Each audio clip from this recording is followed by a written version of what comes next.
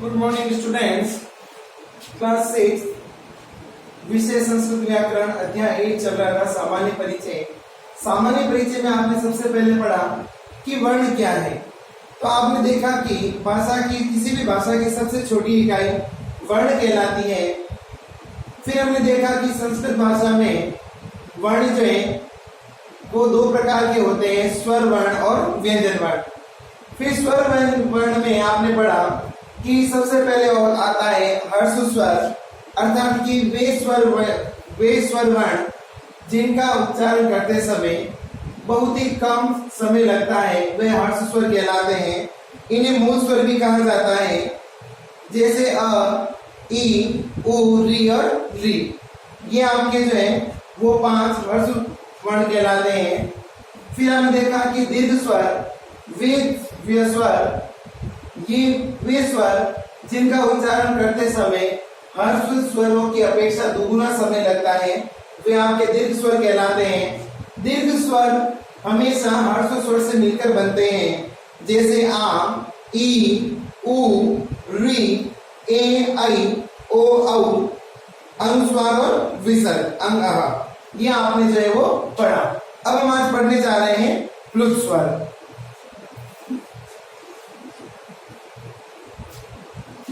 तो कंटिन्यू रख रहे हैं उसी को आगे हम।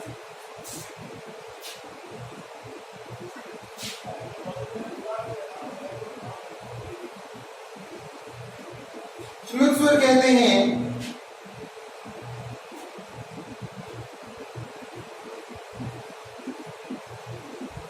प्लुत स्वर अर्थात जिन वर्णों के उच्चारण में दीर्घ स्वरों की अपेक्षा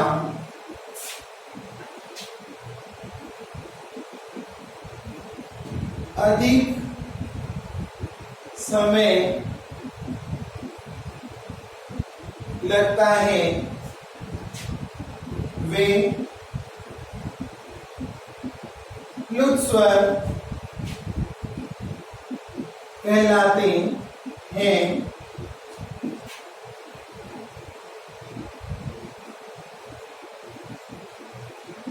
प्लुत स्वर का प्रयोग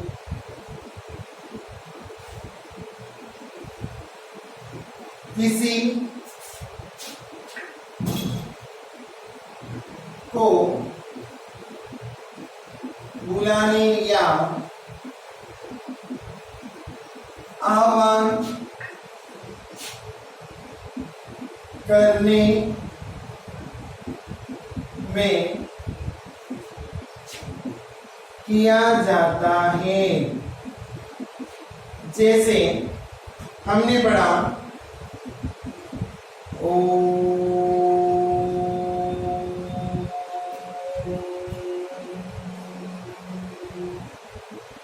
तो जब हम ओम का उच्चारण करते हैं तो आप देखते हैं कि ओ को हमने ये दीर्घ होते हुए भी हमने इसको और अधिक समय तक जो है उच्चारित किया, और इसका निशान इस तरह से होता है।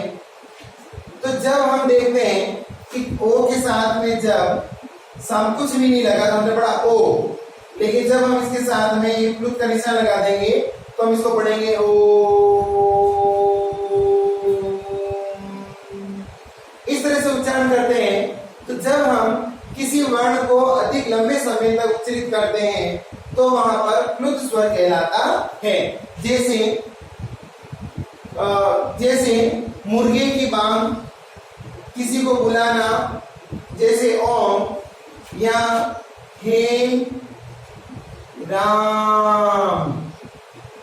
तो इस तरह से जब उच्चारण करते हैं किसी वर्ण का दीर्घ समय तक, तो वो आपके प्लुत कहलाता है। तो ये आप नोट कर लीजिए। फिर हम आप जो है वो व्यंजन वर्ण पढ़ते हैं।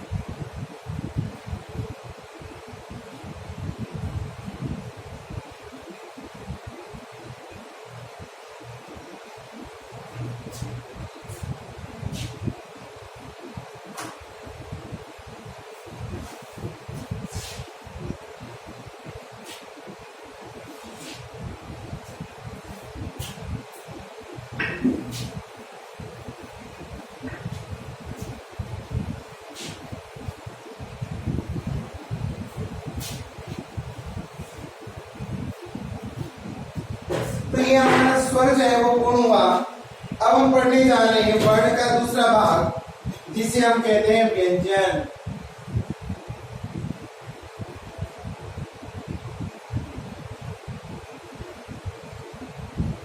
व्यंजन वर्ण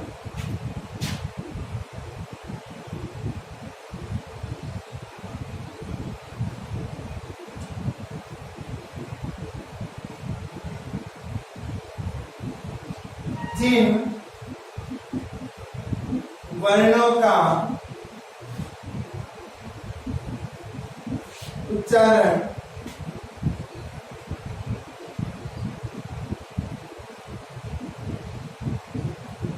स्वरों की सहायता से होता है, जिन वर्णों का उच्चारण स्वरों की सहायता से होता है उन्हें व्यंजन वर्ण कहते हैं। अर्थात कि जब हम किसी वर्ण का उच्चारण स्वर की सहायता से करते हैं तो वे आपके व्यंजन कहलाते हैं। और खास करके देखा जाए तो क से लेकर य तक के जो वर्ण है वे आपके व्यंजन वर्ण कहलाते हैं। तो सबसे पहले देखिए व्यंजन तीन प्रकार के होते हैं। व्यंजन कितने प्रकार के होते हैं? तीन प्रकार के। जैसे देखिए नंबर 1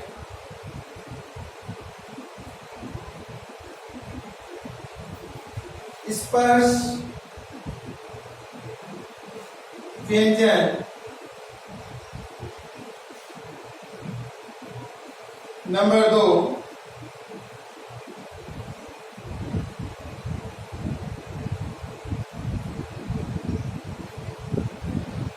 अंतस्थ व्यंजन,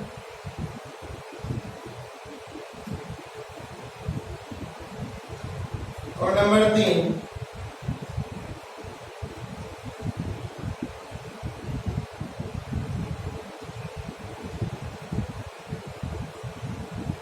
ऊष्म व्यंजन। तो देखिए व्यंजन वर्ण का मतलब है कि जिन वर्णों का उच्चारण स्वरों की सहायता से होता है उन्हें व्यंजन वर्ण कहते हैं। व्यंजन वर्ण तीन प्रकार के होते हैं, स्पर्श व्यंजन, अंतस्थ व्यंजन और ऊष्म व्यंजन। तो इन्हें आप एक बार नोट डाउन कर लीजिए, फिर हम स्टेप बाय स्टेप स्पर्श, अंतस्थ और ऊष्म व्यंजन के बारे में पढ़ते हैं।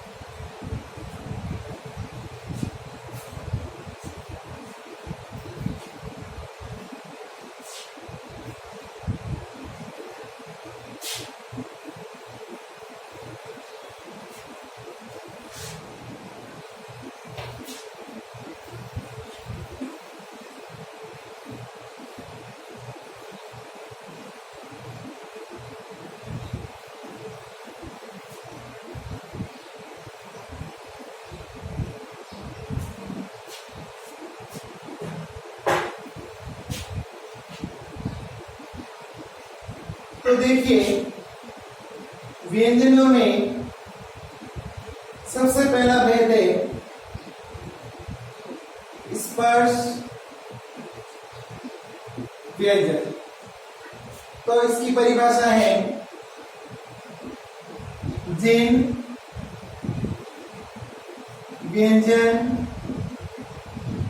वर्णों का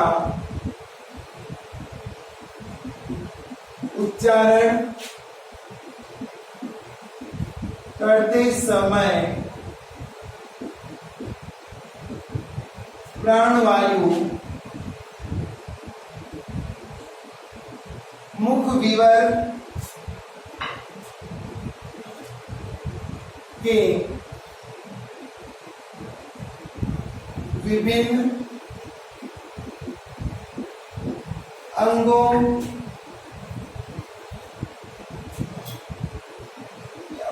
विभिन्न भागों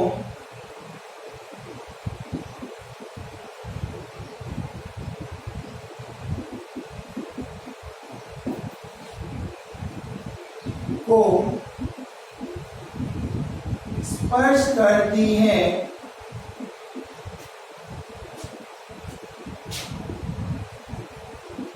स्पर्श व्यंजन कहलाते हैं। जिन व्यंजन वर्णों का उच्चारण करते समय हमारी प्राण वायु फेफड़ों से निकलने वाली वायु मुख के सभी भागों या अंगों को स्पर्श करती है तो वे स्पर्श व्यंजन कहलाते हैं। जैसे क वर्ग में क, ख, ग, घ और ये ड। थोड़ा सा स्पष्ट लिख लीजिए ताकि आपको दिक्कत ना हो। तो देखिए क वर्ग में क, ख, ग, घ और ये ग।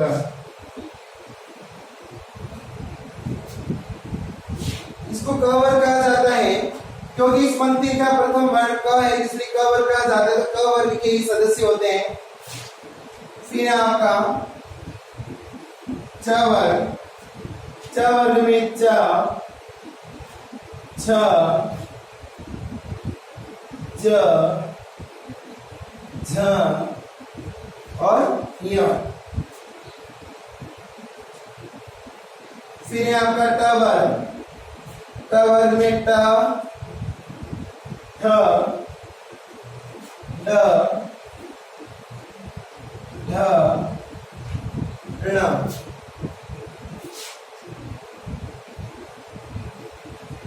ट के बाद में त वर्ग, त,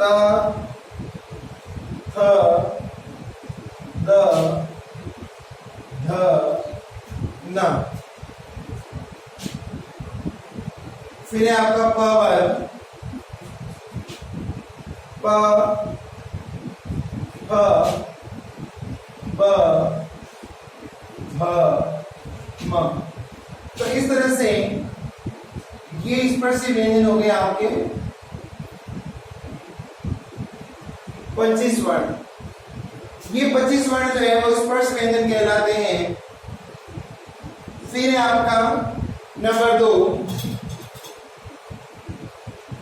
वो है आपका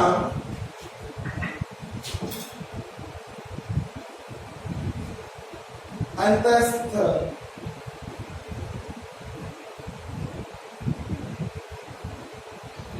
अंतस्थ व्यंजन कहता है जिन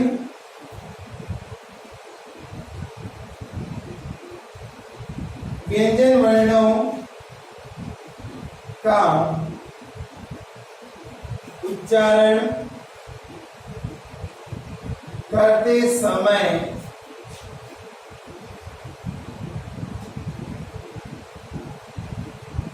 फेफड़ों पर प्राणवायु का दबाव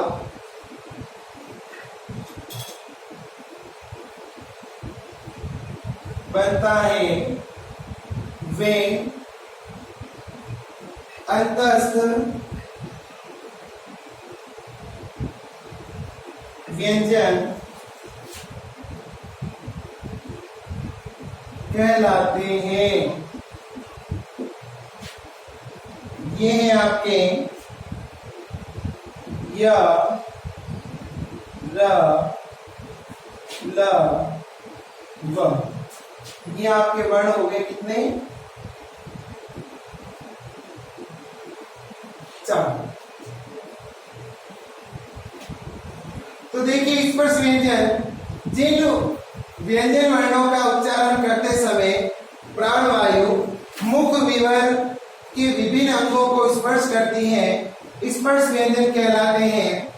जैसे क, ख, ग, घ, ड़, च, छ, ज, झ, ञ, ट, ठ, ड, ढ, ण, त, थ, द, ध, न, प, फ, ब, भ, म। तो क्योंकि इन पंक्तियों के प्रथम वर्ण क, च, ट, त, प है, तो इनको क वर्ग, च वर्ग, ट वर्ग, त वर्ग और प वर्ग से संबोधित करते हैं। फिर आपका अंतस्थ व्यंजन, इसकी परिभाषा है जिन व्यंजन वर्णों का उच्चारण करते समय हमारे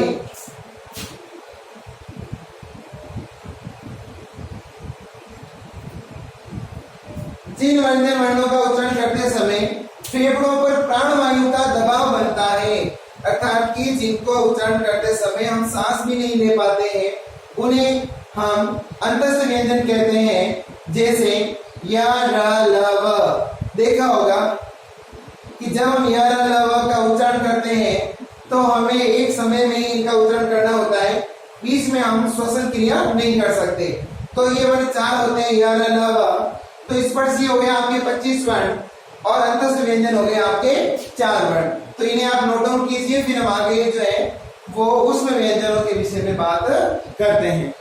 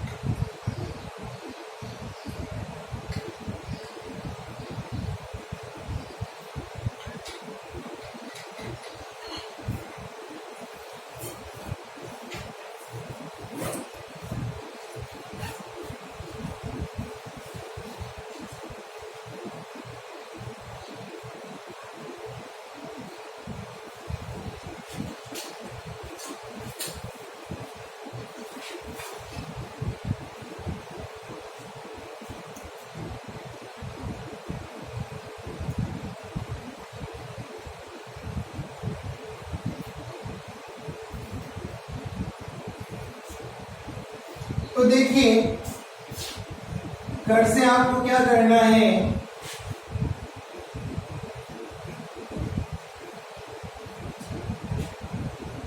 अंतस्थ व्यंजन तक का कार्य पूर्ण करें। आपने जितना कार्य किया है उसके कंटिन्यू डेट मेंशन करके और फिर आपको जो है आज का कार्य सुंदर लिखावट में पूर्ण करना है।